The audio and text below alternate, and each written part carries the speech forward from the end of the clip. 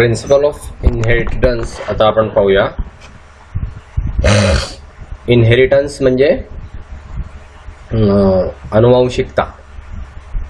म्हणजे एका पिढीतून दुसऱ्या पिढीमध्ये जे कॅरेक्टर्स जातात तर आपण म्हणतो की ते इनहेरिटेड कॅरेक्टर आहे. इनहेरिटेड हे इनहेरिटन्स पासून बनलेला शब्द आहे. ओके, तर इनहेरिटन्स आणि इनहेरिटेड म्हणजे एका पिढीतून दुसऱ्या पिढीमध्ये गेलेला कॅरेक्टर.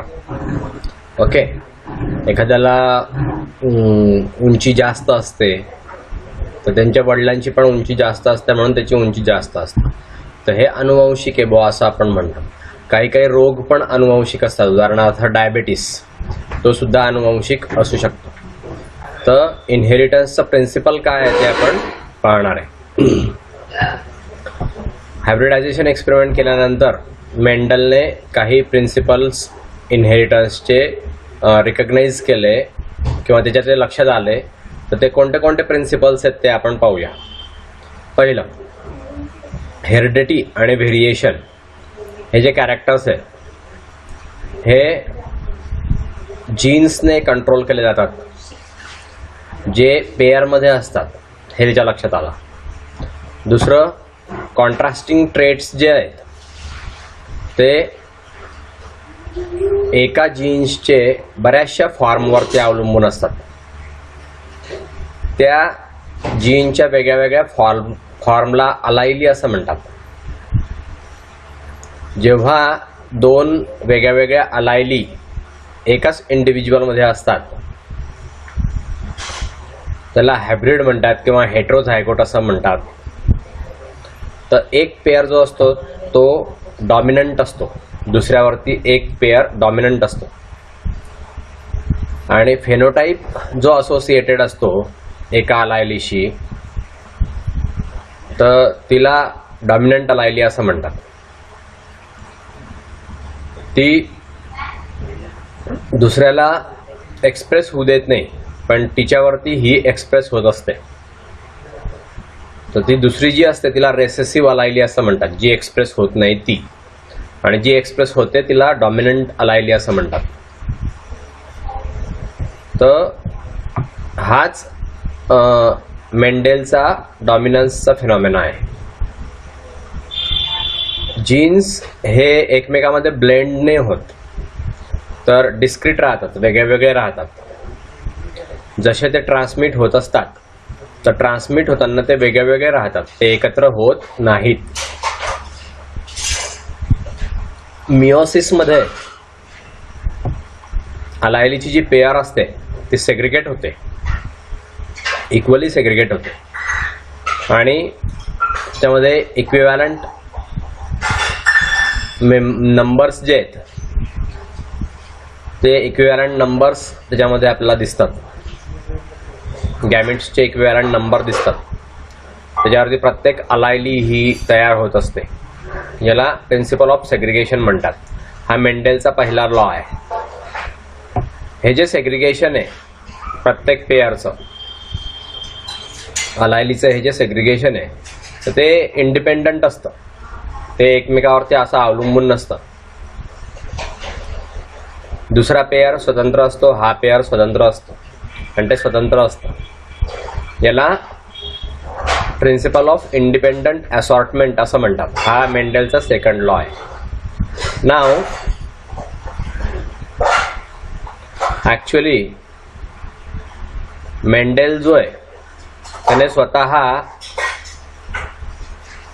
जेनेटिकल प्रिन्सिपल्स किंवा लॉज स्वतः लिहिलेले नाही आहे. त्याने फक्त कन्क्लुजन सांगितलं आहे. थेरॉटिकल आणि स्टॅटिस्टिकल एक्सप्लेनेशनमध्ये त्याने फक्त निष्कर्ष काढले आहेत. हायब्रिडायझेशनच्या एक्सपेरिमेंटमध्ये त्याने ते निष्कर्ष काढलेले आहेत. त्याच्या रिसर्च पेपरमध्ये ते निष्कर्ष दाखवलेले आहेत. पण सी कोरेन्स नावाचा जो सायंटिस्ट होता त्याने मेंडेलचं वर्क जे ते शोधून काढलं. त्याने असं दाखवलं की मेंडेलची जी डिस्कवरी आहे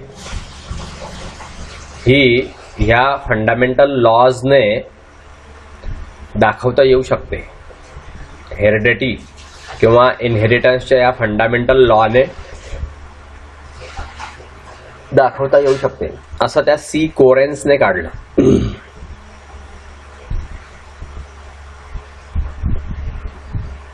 तर chromosome theory of inheritance, inheritance कसा जातो तर त्याच्यावरती एक जी थेअरी आहे त्या थेअरीचं नाव आहे क्रोमोसोम थेअरी.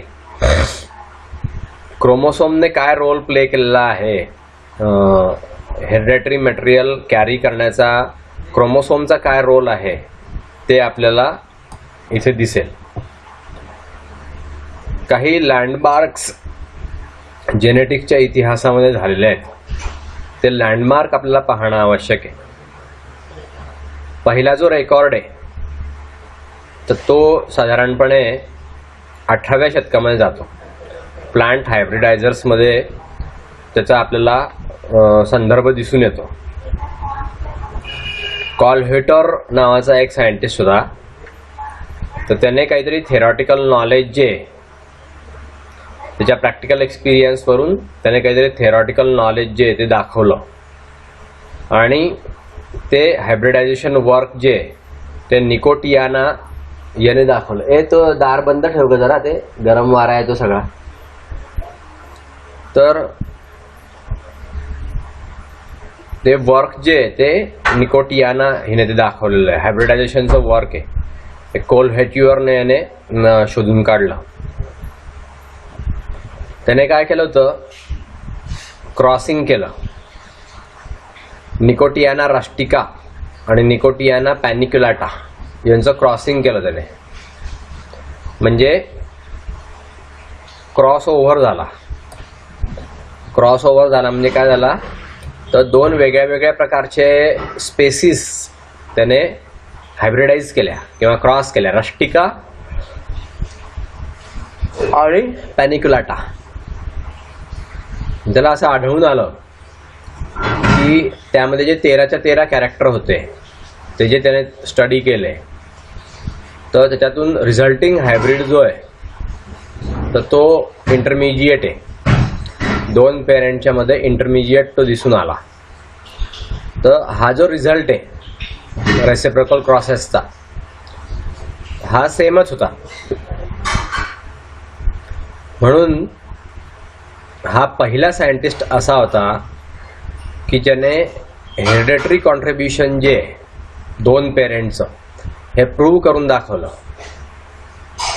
त्याच्या ऑफस्प्रिंगमध्ये त्याने ते प्रूव्ह करून दाखवलं. 19व्या शतकाच्या दुसऱ्या हाफ सेंचुरीमध्ये म्हणजे दुसऱ्या भागात 19व्या शतकाच्या दुसऱ्या भागामध्ये अजून काही माइलस्टोन्स जेनेटिक्सच्या इतिहासामध्ये झाले. त्याच्यामध्ये एक ऑस्कर हार्टविग नावाचा जो सायंटिस्ट होता 1876 मध्ये, त्याने फर्टिलायझेशन स्टडी केलं सी आर्चिनचं. आणि स्ट्रासबर्गर नावाचा जो सायंटिस्ट होता 1877 मध्ये किंवा 1884 मध्ये, नंतर स्चिमिट्स होता 1879 मध्ये, त्याने पण सिमिलर ऑब्झर्वेशन्स प्लांटमध्ये दाखवून दिले. हार्टविगने 2 न्यूक्लिआयच्या प्रेझेन्स दाखवला. फर्टिलाइज एगमध्ये 2 न्यूक्लिआय दाखवले आणि असं कन्क्लूड केलं की फर्टिलायझेशनमध्ये न्यूक्लिआयचं फ्युजन होतं. 2 पेरेंटल गॅमिट्स जे ते फ्यूज होतात. त्याने सीड प्लांटवरती काम केलं स्ट्रासबर्गरने 1884 मध्ये आणि क्लिअरली दाखवलं ऑर्किडमध्ये म्हणजे ऑर्चिस लॅटिफोलिया की ही जी पोलन ट्यूब आहे ती त्या पिस्टलमधून खालच्या बाजूला जाते आणि एम्ब्रिओमध्ये एंटर होते, एम्ब्रिओ सॅकमध्ये प्रवेश करते. तर जो एक्झिस्टन्स आहे हेरिडेटरी सबस्टन्सचा न्यूक्लियसच्या आतमध्ये तो ऑगस्ट वीसमनने दाखवला. हा फ्रेबर्ग युनिव्हर्सिटीमध्ये प्रोफेसर होता.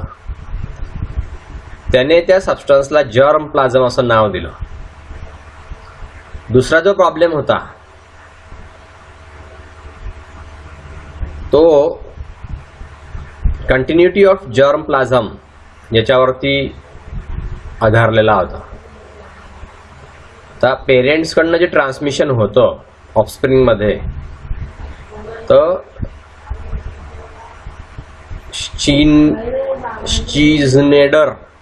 नेडर नावाचा एक सायंटिस्ट होता, स्नीडर, 1873 मध्ये. त्याने असं डेमॉन्स्ट्रेट केलं आणि त्याने कंटिन्युटी दाखवली जर्म प्लाझमची, न्यूक्लियसची कंटिन्युटी दाखवली, ज्यामध्ये सेल डिव्हिजन्स झाल्या आणि कंडेन्सिंग क्रोमोसोम्स त्याच्यामध्ये दिसून आले आणि त्यांच्या मुव्हमेंट्स दिसून आल्या. डिव्हायडिंग एगमध्ये फ्लॅटवॉर्मच्या म्हणजे मेसोस्टोमम नावाचा एक फ्लॅटवॉर्म होता. त्या फ्लॅटवॉर्ममध्ये याने डिव्हायडिंग एग्सच्या मुव्हमेंट्स ज्या आहेत त्या अभ्यास केल्या आणि त्यावरून त्याने निष्कर्ष काढले. याच्या पुढे वॉल्टर फ्लेमिंग नावाचा सायंटिस्ट होता 1878 मध्ये. त्याने मायटोसिसचा स्टडी केला, डिटेलमध्ये मायटोसिस त्याने अभ्यास केला आणि मायटोसिस ही टर्म सुद्धा त्यानेच दिली. त्याने मेटाफेज पाहिला क्रोमोसोम्सचा. याच्यामध्ये लॉन्जिट्युडिनल स्प्लिट होतं हाफमध्ये आणि त्यांची मुव्हमेंट जी आहे ती एकमेकांपासून दूर दूर अशी जाते. त्यामध्ये डॉटर न्यूक्लियाय असतात. अशा प्रकारे पेरेंटल सेल जी आहे ती पास होते 2 आयडेंटिकल ग्रुपमध्ये आणि 2 डॉटर सेल्समध्ये. दुसरा जो इव्हिडन्स होता त्यामध्ये रोल ऑफ क्रोमोसोम्स दिसून येतो. हेरिडिटीमध्ये रोल ऑफ क्रोमोसोम्स. तर हे ई व्हॅन बेनेडनने आणि वेस्टमॅनने दाखवलं की ते जे गॅमेट्स आहेत त्याच्यामध्ये फक्त अर्धाच क्रोमोसोमचा भाग असतो. त्याच्यामध्ये अर्धाच क्रोमोसोम असतो सोमॅटिक टिश्यूमधला आणि सोमॅटिक नंबर जो आहे तो फर्टिलायझेशन झाल्यानंतर रिस्टोअर होतो. 1883 मध्ये विल्हेम रॉक्सने अजून याच्या एक स्टेप पुढे घातली की सेल डिव्हिजन ज्यावेळेस होते तर ती न्यूक्लिअर मटेरियलचं फक्त डिव्हिजन करते असं नाही, तर इंडिव्हिज्युअल क्वालिटीज ज्या आहेत त्याच्या प्रॉपर्टीज पण अर्ध्या अर्ध्या होतात. हेरिडेटरी डिटर्मिनंट ट्रेट जो आहे तो पण अर्धा अर्धा होतो.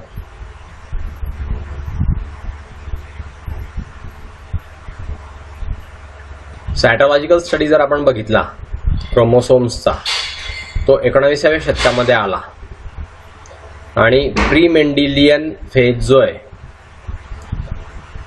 त्याच्यामध्ये क्रोमोसोम थेअरी ऑफ इनहेरिटन्स ही निघाली. मेंडेलिझम ज्यावेळेस रिडिस्कवर केलं गेलं तर त्यातले बरेचसे इफर्ट्स जे आहेत ते रिलेशनशिप दाखवण्यामध्ये गेले. मेंडेलियन फॅक्टरचे आणि क्रोमोसोमचे रिलेशनशिप दाखवण्यामध्ये बरेचसे प्रयत्न झाले. मेंडेलचे जे क्रॉस होते F2 प्रोजेनी ही सेग्रिगेटेड असते आणि त्याच्यामध्ये टिपिकल रेशो दिसतो. थेरॉटिकल ग्राउंडमध्ये हे दिसून येतं, पण सायटोलॉजिकल बेसिस जो आहे मेंडेलिझमचा तो काही पुरेपूर अभ्यासला गेला नाही किंवा समजला नाही. जोपर्यंत क्रोमोसोमचं बिहेवियर समजला नाही, सेल डिव्हिजनमध्ये क्रोमोसोम्स कसे राहतात हे जोपर्यंत माहिती पडलं गेलं नाही तोपर्यंत तो सायटोलॉजिकल बेसिस हा अननोन राहिला. आणि मग 1902 मध्ये कोरेन्सने असा प्रूफ दाखवला की मेंडेलियन फॅक्टर्स जे आहेत ते मियोटिक डिव्हिजनमध्ये दिसतात. 1901 मध्ये मॉन्टेगोमेरीने इम्पॉर्टंट ऑब्झर्वेशन नोंदवलं आणि मियोसिस दाखवलं. त्या मियोसिसमध्ये मॅटर्नल क्रोमोसोम्स जे आहेत ते फक्त पॅटर्नल क्रोमोसोम्सची पेअर करतात असं दाखवलं गेलं. मग त्याने असं स्टडी केलं की जे फेवरेबल मटेरियल आहे अस्कॅरिस मेगॅलोसेफॅलामध्ये त्याची व्हरायटी होती युनिव्हॅलन्स. तर याच्यामध्ये ओन्ली 2 क्रोमोसोम होते. त्यांचं पेअरिंग ज्यावेळेस दिसून आलं तर त्याच्यामध्ये मॅटर्नल आणि पॅटर्नल क्रोमोसोम्स जे हे भाग घेत असलेच पाहिजे असं त्यांनी लिहिलं.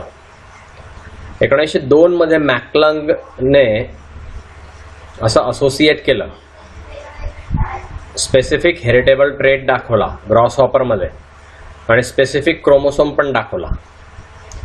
त्याच वर्षी म्हणजे 1902 मध्ये थिओडोर बोव्हेरीने मल्टीपोलर मॅटोसिस जे ते क्रॉस केले आणि सी आर्चिनमध्ये एम्ब्रियोज दाखवले आणि कन्क्ल्यूड केले की इंडिव्हिज्युअल क्रोमोसोम्स जे ते क्वालिटेटिव्हली डिस्टंट आहे प्रत्येकापासून एकापासून आणि त्याच्यामध्ये डिफरंट हेरिडेटरी डिटर्मिनंट्स दिसतात. बोव्हेरीने हे कन्क्ल्युजन केलं आणि फर्दर याला जोर दिला वॉल्टर सुटॉनने. 1903 मध्ये वॉल्टर सुटॉनने हे कन्फर्म केलं. त्याने असं डेमॉन्स्ट्रेट केलं की मॉर्फोलॉजिकल डिफरन्सेस जे असतात 23 क्रोमोसोम्समध्ये ग्रॉसहॉपरमध्ये, ब्रॅकिस्टोला नावाचा ग्रॉसहॉपर होता, तर त्याने मॉर्फोलॉजिकल डिफरन्सेस सगळे दाखवले 23 क्रोमोसोम्समधले. सुटॉन हा ग्रॅज्युएट स्टुडंट होता विल्सनचा कोलंबिया युनिव्हर्सिटीमध्ये आणि पॅरलल डेमॉन्स्ट्रेटिंग त्याने दाखवलं मियोटिक बिहेवियर पेयर्ड क्रोमोसोम्समध्ये. त्यामध्ये 1 डॉटर सेल दिसली आणि दुसरी सेकंड डॉटर सेल पण दिसली आणि मेंडेलचं सेकंड प्रिन्सिपल दिसलं इंडिपेंडंट असॉर्टमेंटचं. आणि त्याच्यामध्ये असं दिसून आलं, सायटॉलॉजिकल प्रूफ असं दिसून आलं की एका पेअरचे जे मेंबर्स आहे होमोलॉगस क्रोमोसोम्समध्ये ते पोल्सकडे जातात, सेपरेट पोल्सकडे गोळा होतात, दुसऱ्या पेअरच्या पोल्सकडे ते गोळा होतात. अशा रीतीने फायनल मिक्सचर जे आहे क्रोमोसोमचं तर त्याला म्हणतात पॅटर्नल आणि मॅटर्नल.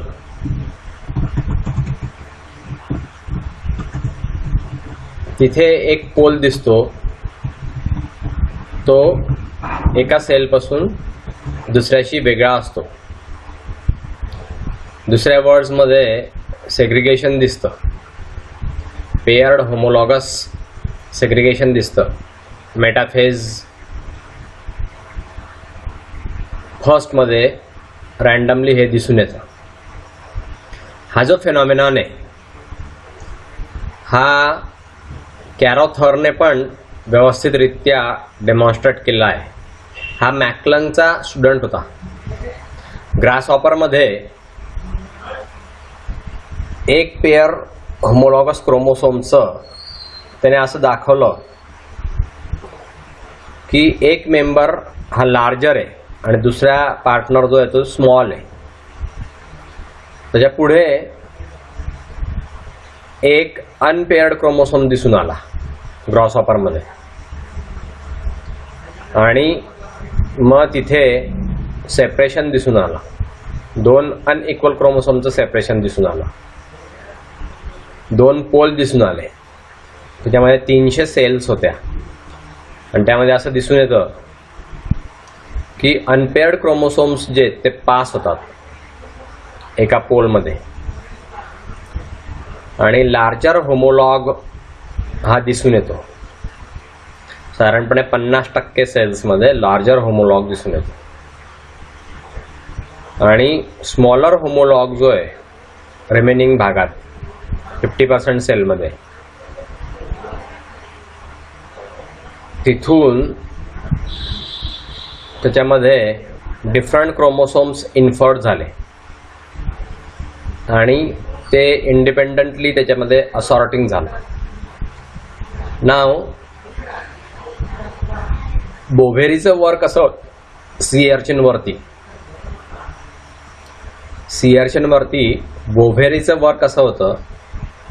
हे नंतर ब्लॅक्सलीने 1922 मध्ये प्रूव्ह केलं.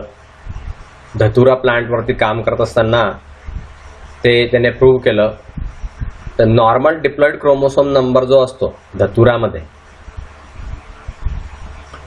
तर हा 24 असतो आणि त्यापासून 12 पेयर्स निघतात मिओसिसमध्ये. काही प्लांट्स जे यांच्यामध्ये 25 क्रोमोसोम्स असतात, त्याला ट्रायसोमिक्स असं म्हणतात. आणि याच्यातलं इंटरेस्टिंग फीचर जर आपण बघितलं तर 25वा क्रोमोसोम जो आहे तो आयडेंटिकल असतो. 12 पेयर मधल्या कोणत्या तरी एकाशी आयडेंटिकल असतो. त्यामुळे धतुरा प्लांट जे ते 12 प्रकारामध्ये क्लासिफाय होतं. ब्लॅक्सलीने असं शोधलं की शेप आणि साईज जी आहे फ्रूट कॅप्सूलची ती डिफर आहे पूर्ण 12 ग्रुपमध्ये प्लांटच्या. त्याच्यामुळे असं प्रूव्ह होतं की 12 क्रोमोसोम्स हे एकमेकांपासून वेगळे वेगळे आहेत आणि क्वालिटेटिव्हली प्रत्येक प्रोड्यूस करतो, मॉर्फोलॉजिकली डिफरंट कॅप्सूल प्रोड्यूस करतो प्रत्येक जण. हे जे वर्क आहे बोव्हेरीचं किंवा सुटॉनचं, याच्यामध्ये मेंडेलियन फॅक्टर्स आणि क्रोमोसोम्स याच्यामध्ये अतिशय चांगलं कोरिलेशन दिसून आलं आणि सुटॉन बोव्हेरी थिअरी म्हणून ही जेनेटिक्समध्ये ओळखली जाते. त्याचे एक्सपेरिमेंट्स जे आहेत त्याने क्रोमोसोम्सचे काही फीचर्स म्हणजे क्रोमोसोम्सचे काही गुणधर्म शोधून काढले. ते क्रोमोसोम्सचे गुणधर्म कोणते तर ते एक 1 बाय 1 आपण पाहू. पहिलं, कंटिन्युटी क्रोमोसोम्सची असते. एका सेल डिव्हिजनपासून तर दुसऱ्या सेल डिव्हिजनपर्यंत क्रोमोसोम कंटिन्यू राहतो. इंडिव्हिज्युअल क्रोमोसोम्समध्ये क्वालिटेटिव्ह डिफरन्स असतो. मॅटर्नल आणि पॅटर्नल क्रोमोसोम्स यांचं पेअरिंग होतं नेहमी. क्रोमोसोमचं सेग्रिगेशन रॅन्डम होतं. त्याच्यामध्ये इंडिपेंडंट असॉर्टमेंट होते क्रोमोसोमची. तर सुटॉनने 1903 मध्ये असं शोधलं की मेंडेलचे जे लॉ आहेत हे क्रोमोसोम पेयर्स पेक्षा सेलच्या क्रोमोसोमच्या पेयरपेक्षा जास्त ओबेईंग करणारे आहेत. म्हणजे मेंडेलचे लॉज आहेत त्याचे फॅक्टर्स ओबे करणारे जे आहेत ते क्रोमोसोमच्या पेयरपेक्षा जास्त आहेत सेलमधल्या क्रोमोसोमच्या पेयरपेक्षा. बरेचसे जीन्स असतात एका क्रोमोसोमवरती, खूप जीन्स असतात आणि मेंडेलचा लॉ जो आहे इंडिपेंडंट असॉर्टमेंटचा तो प्रत्येकाला लागू होत नाही. TH मॉर्गनने 1909 मध्ये असं दाखवलं की ड्रॉसोफिलामध्ये व्हाईट आय साठी जे जीन्स असतात तर तो सेक्स क्रोमोसोमशी लिंक्ड आहे. त्यामुळे त्याने व्हाईट आईड मेल फ्लाय ही क्रॉस केली नॉर्मल रेड आईड फिमेलशी आणि असं मिळवलं की F1 प्रोजेनीमध्ये रेड आईड फ्लाईज फक्त आल्या आणि F1 मध्ये रेड आईड फ्लाईज ज्या आहेत ज्यावेळेस मेट त्यांचं झालं तर त्याच्यामध्ये F2 प्रोजेनी जी आली त्यामध्ये 3 रेड होत्या आणि 1 व्हाईट होती.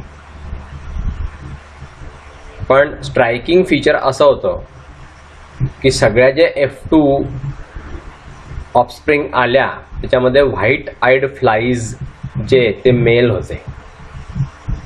अशा प्रकारे मॉर्गनने असं दाखवून दिलं की जीन जो आहे आय कलर साठी जो जीन आहे तो फक्त X क्रोमोसोम्स वरतीच आहे आणि नंतरच्या वर्षामध्ये त्याने असं दाखवलं की जीन्स जे आहेत ते येलो बॉडीसाठी, येलो बॉडी कलरसाठी आणि मिनिएचर विंग्ससाठी सुद्धा वेगळे वेगळे जीन्स असतात, ते सुद्धा एक्स क्रोमोसोम्सवरती प्रेझेंट आहेत.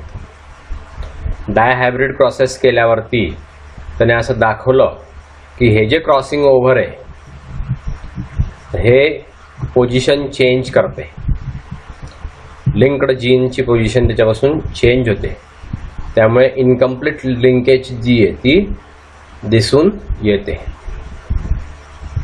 त्याच्या पुढे CB ब्रिजेस नावाचा जो एक सायंटिस्ट होता, मॉर्गनचा स्टुडंट होता, त्याने असा सपोर्ट दाखवला क्रोमोसोमल थेअरीचा. तर त्याच्यामध्ये नॉन डिसजंक्शन होतं, जिथे व्हाईट आईड फिमेल ही क्रॉस केली गेली होती रेड आईड मेलशी.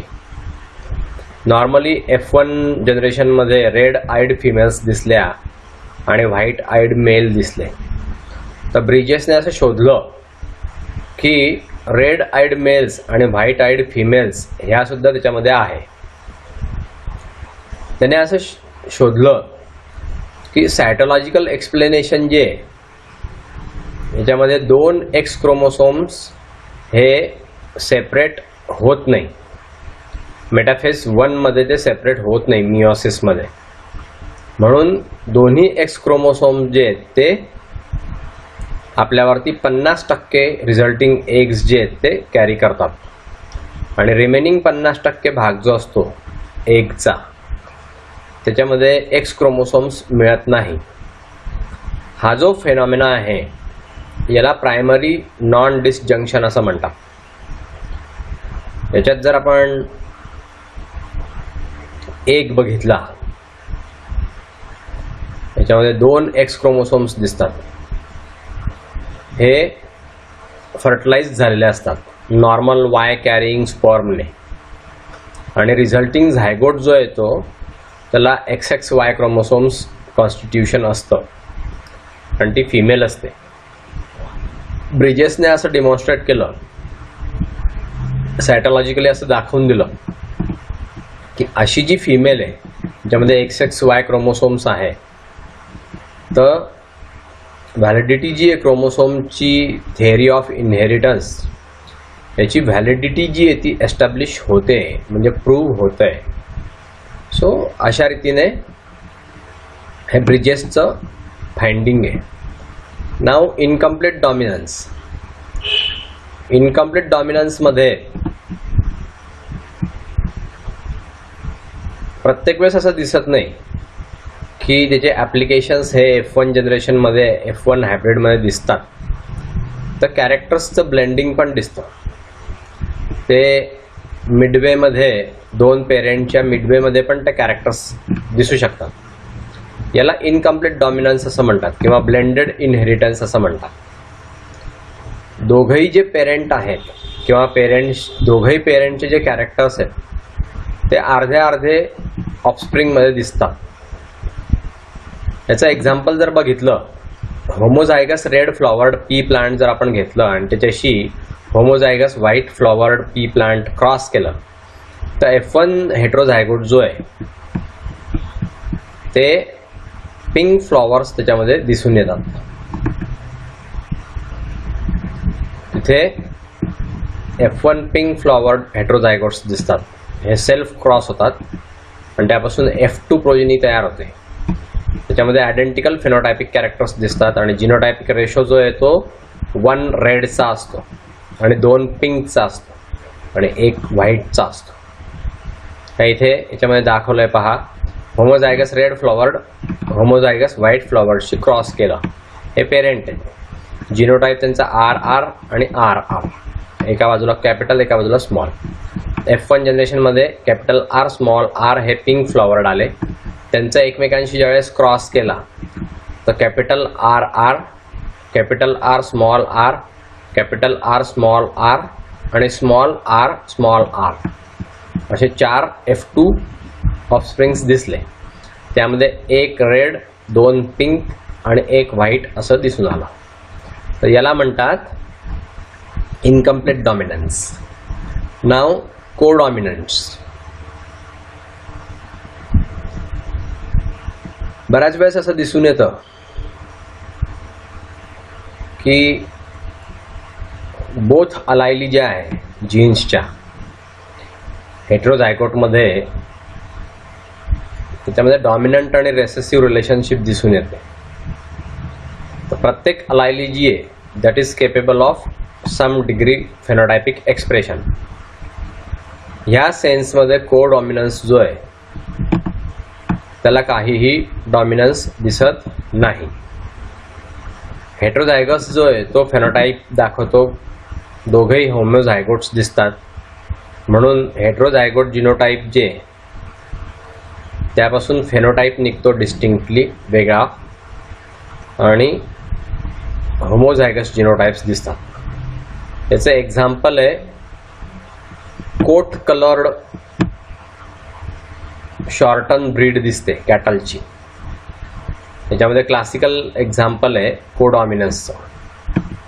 कॅटल जी असते रेड कोटची कॅटल CR ही ज्यावेळेस व्हाईट कोटच्या कॅटलची क्रॉस केली जाते, तर F1 हेटेरोझायगोट जो आहे किंवा हायब्रिड जो आहे त्यामध्ये रोन कोट दिसतो. ह्या रोन कोटमध्ये रेड आणि व्हाईट हेअर पॅचेस दिसतात, आणि ते सेपरेटली दोघांमध्ये दिसून येतात. पण त्यामध्ये हेअर जो आहे त्याचा इंटरमिडिएट कलर असतो, रेड आणि व्हाईटच्या इंटरमिडिएट, आणि डॉमिनंट कॅरेक्टर हे सप्रेस होत नाही. कम्प्लिटली रेसेसिव्ह कॅरेक्टर त्याच्यामध्ये दिसत नाही, आणि दोघंही कॅरेक्टर्स जे आहेत साईड बाय साईड त्याच्यामध्ये दिसतात F1 हायब्रिडमध्ये. जेव्हा F1 हायब्रिड ही रोन कलर्ड असते तर त्यामध्ये क्रॉसिंग होतं, F2 जनरेशनमध्ये क्रॉसिंग होतं, आणि त्यामध्ये रेड भाग दिसतो किंवा रोन व्हाईट कलर कॅटल दिसते. 1:2:1 असा रेशो त्याचा येतो. तिथं फिगरमध्ये बघा, homozygous red coloured, homozygous red flowered आणि होमोझायगस व्हाईट फ्लॉवर्ड, CR आणि CW. तर F1 मध्ये CR नंतर CR CW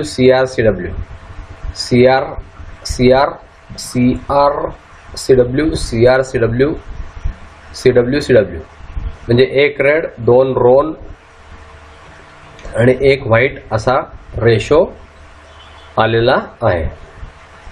त्याच्या पुढचा टॉपिक आहे पॉलिजेनिक इनहेरिटन्स. हे आपण नेक्स्ट लेक्चरला पाहूया. इथे थांबूया. ठीक आहे. ओके.